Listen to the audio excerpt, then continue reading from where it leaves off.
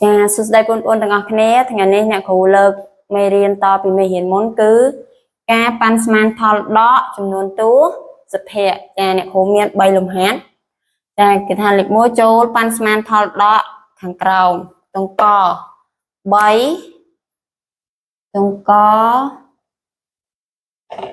3.150ដក1.750ចាដើម្បីប៉ាន់ស្មានផលដកបានទី1យើងត្រូវស្គាល់យើងត្រូវបង្កត់ចំនួនទិសភ័ក្រទាំងអស់ហ្នឹងឲ្យទៅជាចំនួនកត់អញ្ចឹងយើងមានក្រាបចា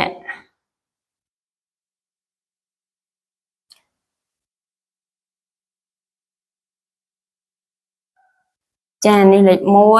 1សំទោស1 2 3 4 5 6 7 8 9ចាកាលណាពី1ដល់4គឺយើងត្រូវបង្កត់ចុះក្រោមបើលេខ5ឡើងទៅលើគឺយើងត្រូវបង្កត់ឡើងជប់សិនចាអញ្ចឹងដើម្បីបង្កត់បានគឺយើងត្រូវមើលទៅលើខ្ទង់ភាគ10នេះកាលណាខ្ទង់ភាគ10ស្ថិតនៅលេខ1 2 3 4យើងត្រូវបង្កត់ចុះគឺនៅ3ដដែលតែបើខ្ទង់ភាគ10ហ្នឹងមានលេខ5 6 7គឺយើងត្រូវបង្កត់ឡើងចំនួនកត់នេះ1អញ្ចឹងបង្កត់ទៅ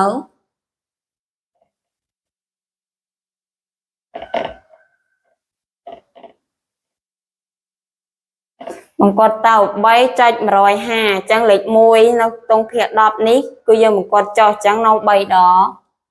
ដែលដកលេខ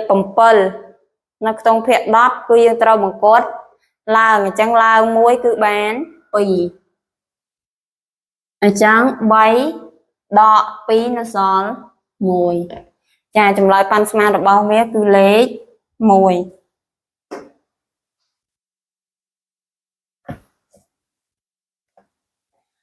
3.150 ដក 1.750 គឺចម្លើយប៉ាន់ស្មានប្រហែលស្មើនឹង1តែខ្ទង់ខ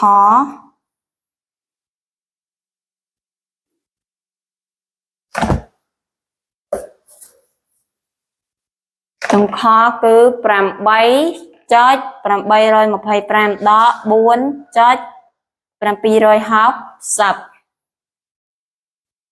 ខ 8.825 ដក 4.760 បង្កត់ទៅ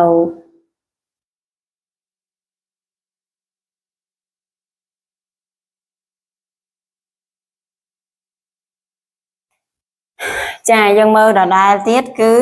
8.825 ចាយើងមើលខ្ទង់ភាគ10វាគឺលេខ5 3ចាពី5 6 7 8ដល់9គឺយើងត្រូវបង្កត់ឡើងអញ្ចឹងឡើងបានខ្ទង់កត់នេះមួយចំនួនកត់នេះមួយគឺ8 + 1 ស្មើនឹង5 4.760 ចា760អញ្ចឹងខ្ទង់ភាគ10វាគឺលេខ5 2អញ្ចឹងលេខ7បង្កត់ឡើង1បានចំនួនកត់នេះឡើង1គឺស្មើនឹង5ចា9ដក5ស្មើនឹង4អញ្ចឹងចម្លើយប្រហែលខ្ទង់ខគឺស្មើនឹង4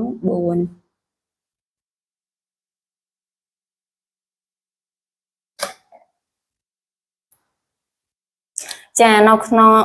ទង់ក12.685 4ដក 8.235 អ្នកគ្រូទុកឲ្យបងប្អូនទាំងអស់គ្នាធ្វើជាលំហាត់កិច្ចការផ្ទះហើយបើបងប្អូនបានដកលេខហើយខមមិននៅក្នុងខាងក្រោមវីដេអូរបស់អ្នកគ្រូណាចាវីដេអូអ្នកគ្រូមានតែប៉ុណ្្នឹងទេជួបអ្នកគ្រូនៅក្នុងវីដេអូក្រោយ ចាសួស្តីបងប្អូនទាំងអស់គ្នាថ្ងៃនេះអ្នកគ្រូលើកយកមេរៀនថ្មីមួយទៀតយកមកបង្រៀនបងប្អូនគឺការដកចំនួនកុដនិងចំនួនទូសុភ័ក្រចាអ្នកគ្រូយក4លំហាត់មកកណែបងប្អូនមើលចាខ្ទង់កគឺ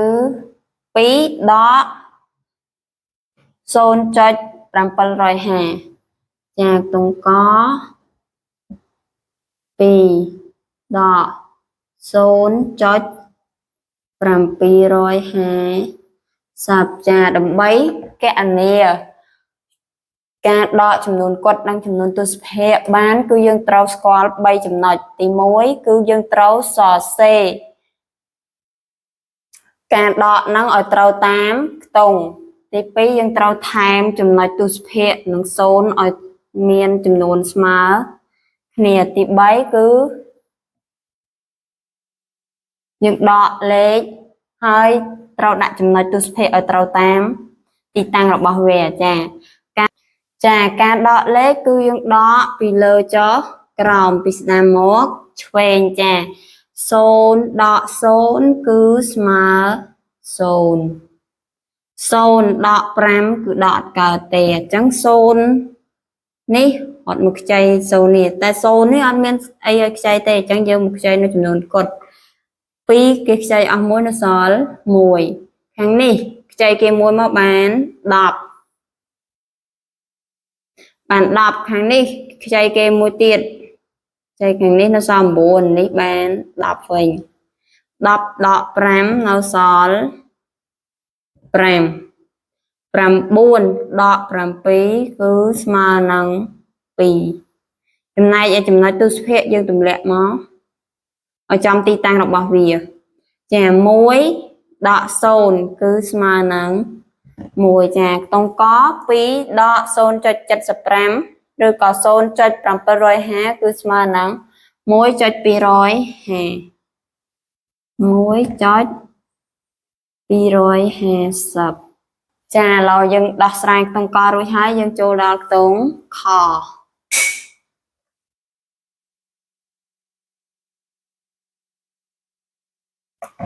ខ្ទង់ខ8ដក 5.185 ចាខ8ដក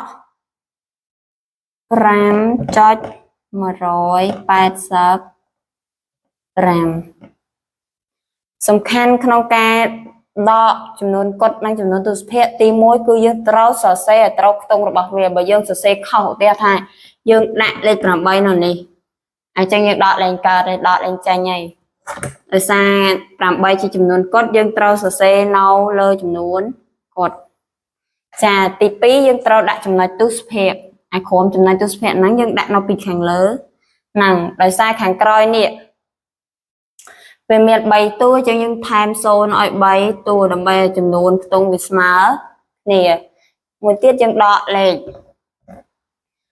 ខពីលើចុះក្រោមពីស្ដាំមកឆ្វេងធម្មតាដែរចា0ដក5ដកកើតអត់បងប្អូនដកអត់កើតទេអញ្ចឹងយើងត្រូវខ្ចីរត់មកខ្ចីនៅចំនួនកុដនេះអញ្ចឹង8គេខ្ចីអស់1នៅសល់5 2ខាងនេះខ្ចីគេបាន1មកបាន10ឥឡូវខាងនេះគេខ្ចីនៅសល់9នេះឡើងបាន10ខាងនេះខ្ចីវិញនៅសល់9អញ្ចឹងនេះឡើងបាន10វិញចា5សំទោស10ដក5នៅសល់5 9ដក8នៅសល់1 9ដក1នៅសល់5 3ចំណុចទូសុភ័ក្រយើងត្រូវទម្លាក់ឲ្យចំទីតាំងរបស់វាចា7ដក5នៅសល់2អញ្ចឹងចម្លើយខ្ទង់ខគឺ8ដក 5.185 គឺឃើញ 2.815 ចា2.815ចាចូលដល់ខ្ទង់កនេះគ្រូសុំលុបខ្ទង់ខចោលចាខ្ទង់ក15ដក 9.362 của 15 ต่อ 900 សំទោស 9.362 ចាយើងត្រូវដាក់ចំណុចទូសុភ័ក្រនៅផ្នែកកត់ចំនួនកត់បន្ទាប់មកបន្ថែម0ឲ្យវាគ្មានខ្ទង់ផ្នែកទូសុភ័ក្រអង្គស្មើគ្នាចាឥឡូវយើងដកលេខគឺដកពីលើចុះក្រោមដដែលពីលើចុះក្រោមពីស្ដាំមកឆ្វេងឥឡូវ0ដក2អត់កើតអញ្ចឹងយើងត្រូវរត់មកខ្ចីគេនេះខ្ចីមកនេះមាន0ដែរអត់មានអីឲ្យខ្ចីអញ្ចឹងរត់មកខ្ចីខាងនេះមកក៏អត់មានអីឲ្យខ្ចីអញ្ចឹងយើងត្រូវមកខ្ចីនៅចំនួនគាត់នេះ5គេខ្ចីឲ្យមួយនៅសល់4ខាងនេះឡើងបាន10ត្រូវចាំចំណិចកាលណារត់ខ្ចីគេមួយគឺបាន10អញ្ចឹង10គេខ្ចីឲ្យមួយនៅសល់9 9ខ្ចីគេបានមួយបាន10 10គេខ្ចីឲ្យមួយនៅសល់5 4នេះឡើងបាន10 10ដក2គឺស្មើជាមួយនឹង5 3 10ដក2 38 9ដក6នៅសល់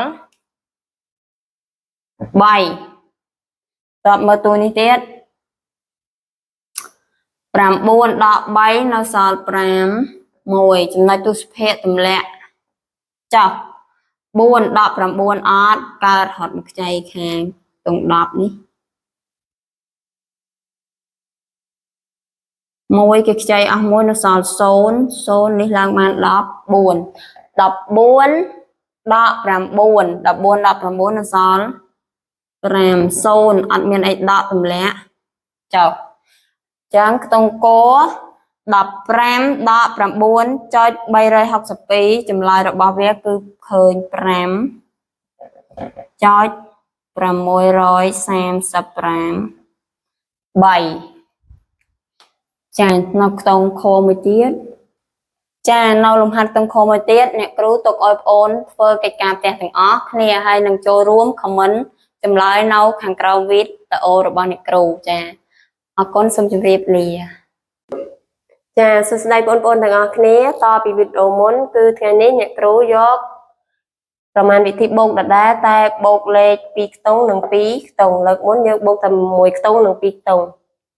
ឥឡូវយើងចូលដល់ការបូកលេខ2ខ្ទង់ជាមួយនឹង2ខ្ទង់គឺយើងបូកដដែលបូកពីលើចុះមកក្រោមពីស្ដាំមកឆ្វេងតោះបូកជាមួយអ្នកគ្រូចាខ្ទង់ក35បូកជាមួយនឹង24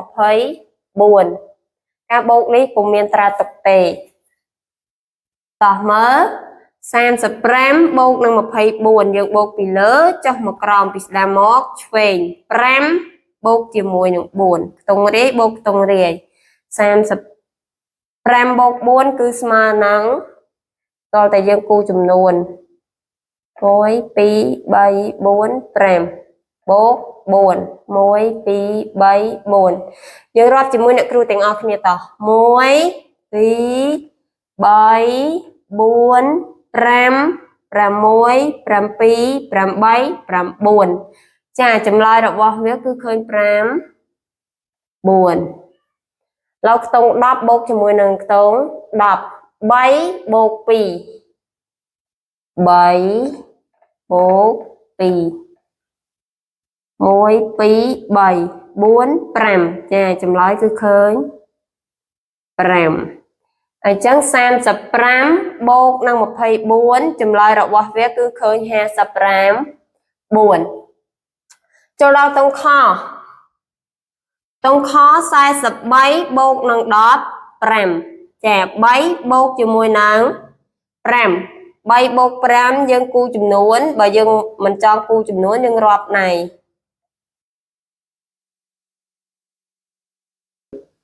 ចា3បូក5ឥឡូវយើងគូចំនួនហើយរាប់ទាំងអស់គ្នា1 2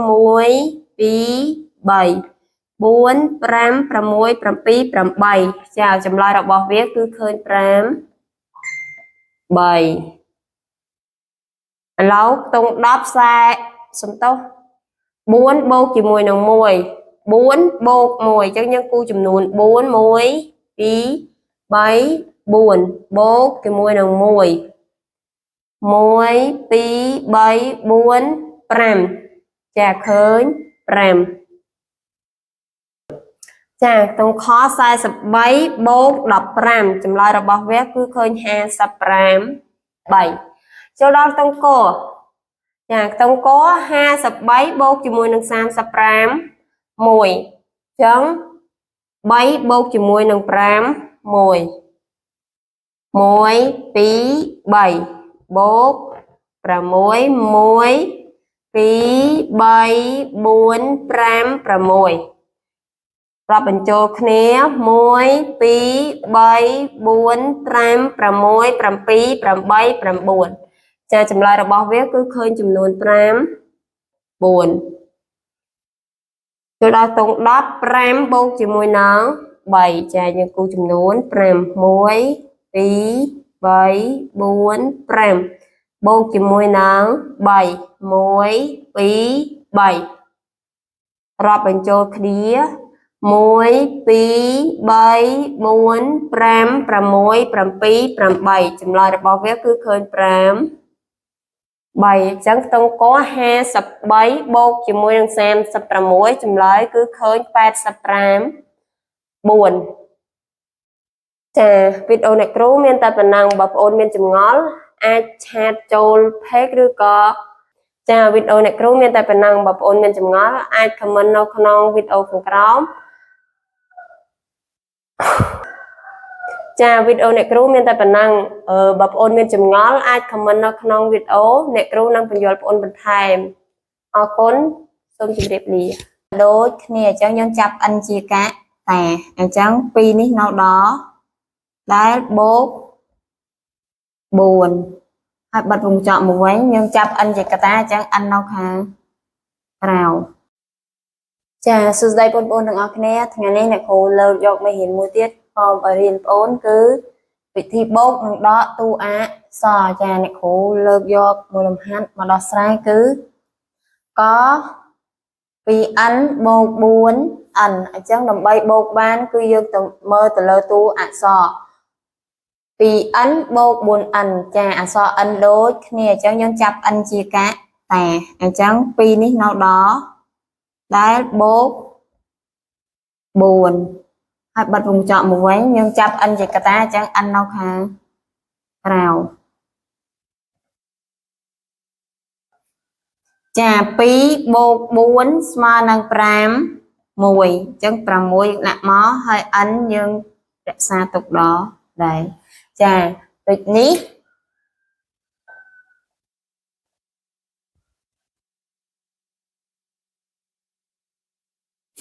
2n បូក 4n ស្មើ 6n គឺជាចំឡើយចាអញ្ចឹង 2n បូក 4n យើងត្រូវចាប់ n ជាកតាអញ្ចឹងចាប់ n ចេញនេះនៅសល់លេខ2ហើយខាងនេះចាប់ n ចេញនៅសល់4អញ្ចឹង2បូក4ស្មើនឹង5 1ចំណែកឯ n យើងរក្សាទុកនៅដល់ដែលលេខនេះ 2n បូក 6n ស្មើនឹង 6n ចាចូលដល់ខ្ទង់ខចាខ្ទង់ខគឺ 3x បូក 4x បូកនឹង 2x អញ្ចឹងយើងមាន x ដូចគ្នានេះ x នេះក៏មាន x ខាងនេះក៏មាន x ទូនេះក៏មាន x អញ្ចឹងយើងចាប់ x ជាកាកចាប់ x ជាកតាខាងនេះចាប់ x ចេញនៅសល់3បូកសញ្ញាបូកយើងដាក់ដដែលមក4យើងចាប់ x ចេញយើងនៅសល់2បូក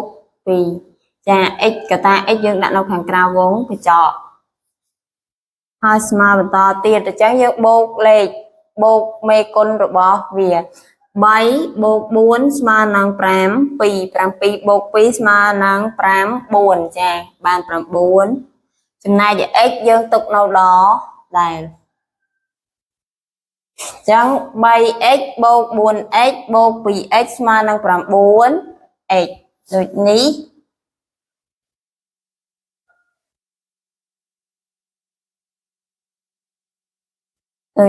3x បូក 4x បូក 2x ស្មើ 9x គឺជាចំឡើយចាឥឡូវចូលដល់ខ្ទង់គោលអ្នកគ្រូដាក់វិធីដកឲ្យម្ដង 9x ដក 3x ចាយើងមានតួអក្សរយើងគឺ x ដូចគ្នាអញ្ចឹងយើងដកតែមេគុណរបស់វាបានហើយអញ្ចឹងយើងចាប់ x ជាកតាមក9ដក 3ហើយ x យើងដាក់នៅខាងក្រៅវងកញ្ចក់អញ្ចឹងមិនមែន x ដក x អស់ទេណាអត់ទេមេគុណវាផ្សេងដកតែមេគុណទេចំណែកឯអថេយើងរក្សាទឹកនៅដល់ដែរអញ្ចឹង9ដក5សំទោស9ដក3នៅសល់5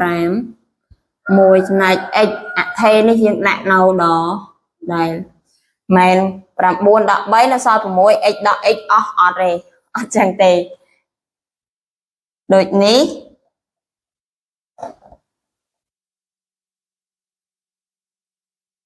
9x ដក 3x ស្មើនឹង 6x ចាខ្ទង់ខួរមានបូកមានដក 9x បូក 3x ដក 7x ចឹងយើងត្រូវចាប់អថេវាជាកតាដោយសារវាមានអថេ x ដូចគ្នាអញ្ចឹងយើងចាប់ x ជាកតាអញ្ចឹងយើងដាក់ x ពីមុខនេះមកហើយចាប់ x ចាញ់ទូទី1នៅសល់9ទូទី2សញ្ញាបូកយើងដាក់បូកដល់ដែលទូទី2សល់3ទូទី3ដក7ចាចឹងយើងដាក់សរសេរមេគុណមុនហ្មងទៅ9បូក3វាស្មើនឹង12 12ដក7នៅសល់5ចំណែក x យើងទុកនៅដល់ដែល 5x ដូចនេះ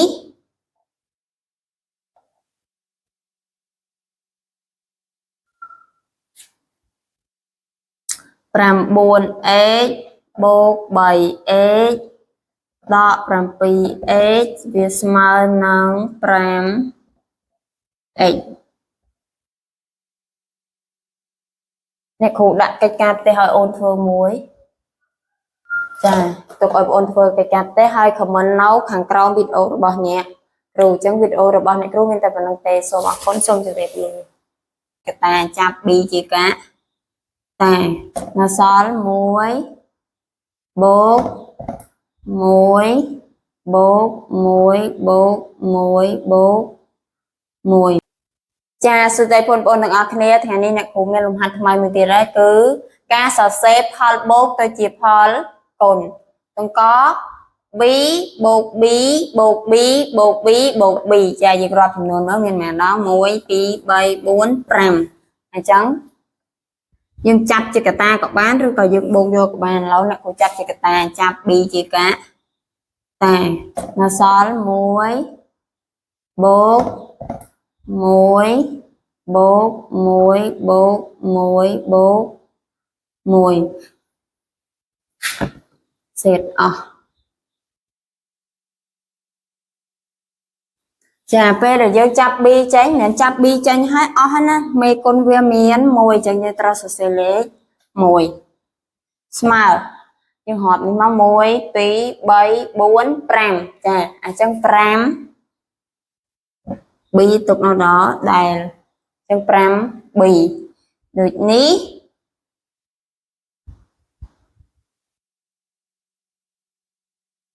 b បូក b បូក b បូក b បូក b ស្មើនឹង 5b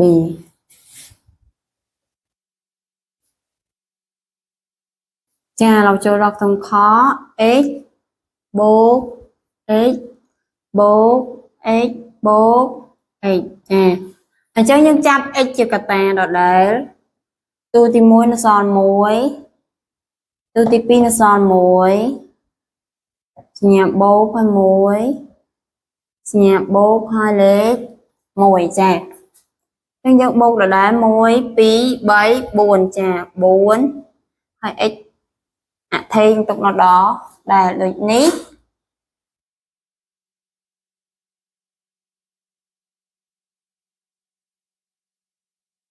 x បូក x បូក x បូក x ស្មើនឹង4 x ខ្ញុំហាត់តង្គោឲ្យអូនធ្វើកិច្ចការផ្ទះ2បូក t បូក t បូក t បូក t បូក t មួយទៀតអ្នកគ្រូទុកឲ្យបងអូនធ្វើទាំងអស់គ្នាកុំភ្លេចធ្វើឲ្យ comment នៅខាងក្រោមវីដេអូរបស់អ្នកគ្រូណា